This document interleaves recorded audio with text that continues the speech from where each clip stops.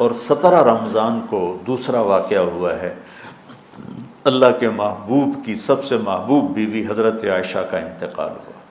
حضرت معاویہ رضی اللہ تعالیٰ عنہ کے دور میں حضرت عائشہ رضی اللہ تعالیٰ عنہ کا انتقال ہوا، جو آپ کی سب سے محبوب بیوی تھی، اور اس حد تک کہ کہا یا اللہ ھذا قسمی فیما املک فلا تؤاخذنی فیما تملک ولا املک۔ اللہ اکبر۔ یا اللہ میں نے بیویوں میں برابری کی ہے، پر میرا عائشہ سے پیار زیادہ ہے، اس پر میری پکڑ نہ فرمانا۔ سبحان اللہ۔ ہمیں زندگی گزارنے کا طریقہ سمجھایا۔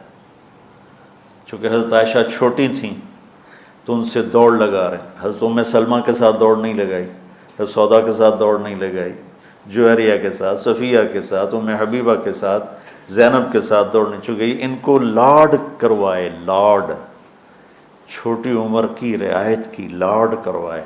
او عائشہ دوڑ لگائیں۔ یہ حضرت عائشہ نے نہیں کہا دوڑ لگائیں، اللہ کے نبی نے کہا عائشہ او دوڑ لگائیں۔ اور ایک دفعہ نہیں، 2 دفعہ سوڈانی مسجد میں تماشا کر رہے تھے، او عائشہ تمہیں تماشا دکھاؤں۔ اور دوبارہ حبشی آئے تو پھر اماں جی نے کہا کہ میں دیکھنا چاہتا ہوں۔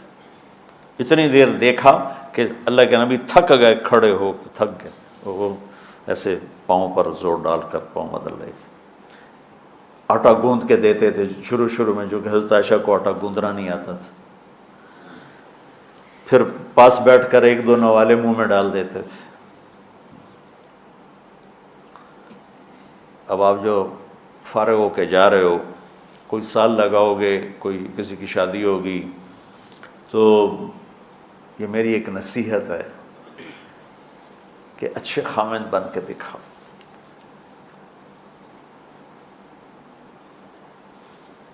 اور اچھا خامند وہ ہوتا ہے جو اچھے اخلاق والا ہے۔ ابھی آپ چھٹیوں میں جا رہے ہیں گھر، تو اپنے والدین کی خدمت، بہن بھائیوں کی خدمت۔ وہ تبلیغ میں ایک اصطلاح چلتی تھی، عبادت سے جنت ملتی ہے، خدمت سے خدا ملتا ہے، یہ کہا کرتے تھے خدمت کی۔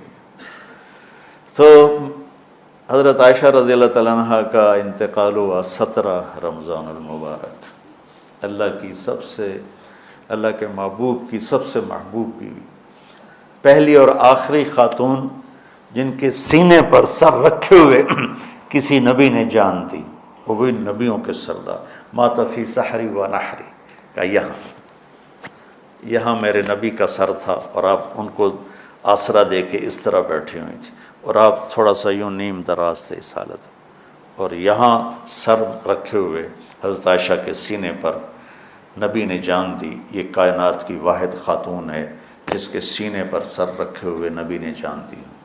اور آپ فرماتی ہیں آخری چیز جو میرے نبی کے منہ میں گئی میرا لعاب تھا، کہ میرے بھائی عبد الرحمن آئے، ان کے ہاتھ میں مسواک تھی، تو اللہ کے نبی کی نظر یوں پڑ ایسے ٹک گئی مسواک پر، تو میں نے اندازہ لگا لیا یا رسول اللہ مسواک کرنی تھا آپ نے یوں کی، تو کہ میں نے اپنے بھائی سے لے کر چبائی تو میرا لعاب اسے لگا، وہ میں نے آپ کے منہ میں پھیری یا آپ نے خود پھیری، تو فرمایا وہ آخری چیز جو میرے نبی کے منہ میں گئی وہ میرا لعاب دہن تھا۔ اور واحد خاتون ہے جن کا حجرہ کسی نبی کی قبر بنا۔ حضرت عائشہ کا گھر ہی آپ کے لیے آخری آرام کا بنا، اور کائنات کی 2 عظیم ہستیاں ابو بکر اور عمر۔ ایک دفعہ مسجد میں داخل ہوئے تو آپ کے ابو بکر عمر دائیں بائیں تھے، تو آپ نے ایسے دونوں کے ہاتھ پکڑ لیے، کہا ہمیں دیکھ رہے ہو؟ کہا جی۔ آپ نے کہا ہاکذا نحشر یوم القیامہ، قیامت کے دن میں اسی طرح اٹھایا جاؤں گا کہ ادھر میرے ابو بکر ہوگا اور ادھر میرے عمر ہوگا۔ تو ام عائشہ وہ واحد خاتون ہیں جن کا گھر میرے نبی کی آخری آرام گاہ بنا، جہاں 70,000 فرشتے صبح آتے ہیں، شام تک درود پڑھتے ہیں، وہ چلے جاتے ہیں، شام کو 70,000 آتے ہیں، صبح تک درود پڑھتے ہیں۔ یہ واحد خاتون ہیں جن کے ساتھ آپ لیٹے ہوتے تھے تو وحی آتی تھی، کسی اور بیوی کے ساتھ آپ لیٹے ہوتے تھے تو وحی نہیں آتی تھی، ام عائشہ کے ساتھ لیٹے ہوتے تھے تو وحی آتی تھی۔ آپ کی برکت سے تیمم ملا۔ حضرت یوسف علیہ السلام پر تہمت لگی، گناہ کی، زلیخا نے لگائی تو ایک بچے نے گواہی دی۔ حضرت مریم پر قوم نے تہمت لگائی تو بیٹے نے گواہی دی، اور حضرت عائشہ پہ تہمت لگی تو میرے اللہ نے خود گواہی دی۔ کتنا بڑا فرق ہے۔ شہد شاہد من اہلہا ان کان قمیصہ قد من قبل فصدقت وہو من الکاذبین وان کان قمیصہ قد من دبر فکذبت وہو من الصادقین۔ یہ تو آ گئی گواہی بچے کی، شہد شاہد من اہلہا۔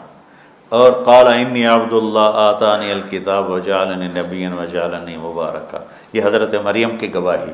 اور حضرت عائشہ کی ان الذین جاءوا بالعفک عصبۃ منکم لا تحسبوا شر لکم بل هو خیر لکم لکل امرئ منہم ما اکتسب من الاثم والذی تولی کبرہ فلہ عذاب عظیم۔ اللہ تعالیٰ علامہ زمخشری اپنی تفسیر میں فرماتے ہیں کہ پورے قرآن میں اللہ کہیں اتنا غضبناک ہو کر نہیں بولا جتنا ان آیات میں غضبناک ہو کے بولا ہے، جس میں اما عائشہ کی پاک دامنی کو اللہ نے بیان کی۔ اللہ کے نبی ایک مہینہ وحی نہیں آئی، پورے مدینے میں آگ لگ گئی۔ وحی کیوں نہیں آئی تو اللہ ہی جانتا ہے کیوں نہیں آئی۔ ایک بات سمجھ میں آتی ہے، زبان کے زہر کو سمجھانے کے لیے کہ زبان کا غلط استعمال کس طرح گھروں کو آگ لگا دیتا ہے، ہمیں سبق دینے کے لیے کہ زبان پہ قابو رکھیں۔ اس حد تک حالات پہنچ گئے کہ میرے نبی گئے حضرت عائشہ کے پاس، عائشہ اگر تجھ سے گناہ ہو گیا ہے تو معافی مانگ لے، اللہ معاف کر دے گا۔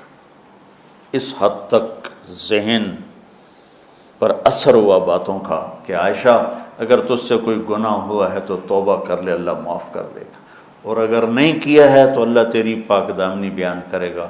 تو عائشہ فرماتی ہیں 24 گھنٹے ہو گئے تھے، نہ کھایا تھا، نہ پیا تھا، نہ سوئی تھی، صرف رو رہی تھی۔ تو ایک دم میرے آنسو خشک ہوئے، اٹھ کے بیٹھ گئی۔ میں نے کہا ابا جان میری صفائی پیش کرو۔ ابو بکر وہ ایسے کانپ رہے تھے کہ بیٹی میں تو کچھ نہیں کہہ سکتا۔ اماں جان ام رما میری صفائی پیش کرو۔ وہ بھی کہنے لگے بیٹی میں تو کچھ نہیں کہہ سکتا۔ تو کہ میں نے ایک دم چمک کے کہا سچ بولوں گی تو کوئی مانے گا نہیں، جھوٹ بولوں تو اپنے آپ کو برا کہوں، بس میں وہ کہتی ہوں جو یوسف کے باپ نے کہا تھا، حضرت یعقوب۔ کہنے کہ مجھے غم میں حضرت یوسف کے والد کا نام ہی بھول گیا۔ میں نے کہا اقول کما قال ابو یوسف فصبر جمیل واللہ المستعان علی ما تصفون۔ کہنے کہ یہ کہہ کر میں لیٹ گئی دوبارہ، اور مجھے نہیں پتا تھا کہ میرے بارے میں قرآن آئے گا۔ مجھے یہ تھا کہ اللہ کا نبی کو خواب دیکھ لیں گے یا جبریل آ کے کہہ دیں گے یہ قصہ غلط ہے، لیکن وہ تو قرآن۔ جب وہی اتری ایک دم تو ابوبکر اور ام رومان ایسے کانپنے لگے، چہرے زرد ہو کر مرنے والے ہو کے کہ پتہ نہیں ہماری بیٹی کے حق میں ہے یا خلاف ہے۔